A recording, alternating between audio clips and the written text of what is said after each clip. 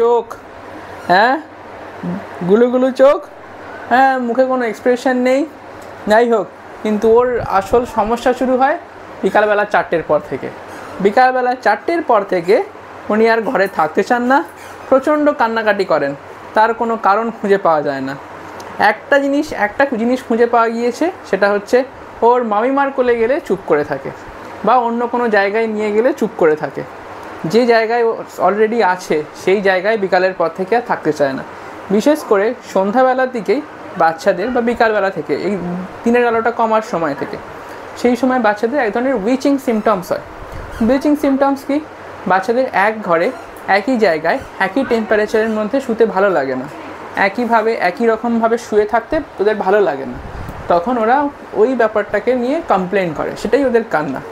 So আপনি অন্য একটা কারো কোলে দিলেন, অন্য কোনো একটা টেম্পারেচারে নিয়ে গেলেন, অন্য কোনো একটা এনভায়রনমেন্টে নিয়ে গেলেন, এটা অ্যাকচুয়ালি বাচ্চার বিরক্তি, কোনো কারণ নেই। শিশুরা অকারণেই কাঁদে, হ্যাঁ, ঠিক আছে। তো উইচিং সিমটমসের জন্য কোনো সমস্যা নেই। উইচিং সিমটমসের জন্য যেটা দরকার, একটু কোল বদল করার, একটু এনভায়রনমেন্ট বদল করার, আর একটু টেম্পারেচার বদল করার, তাহলে দেখবেন বাচ্চা চুপ করে গেছে। বিশেষ করে সন্ধ্যাবেলার দিকেই হয়, সন্ধ্যাবেলা ছাড়া অন্য কোনো সময় দেখবেন না। তো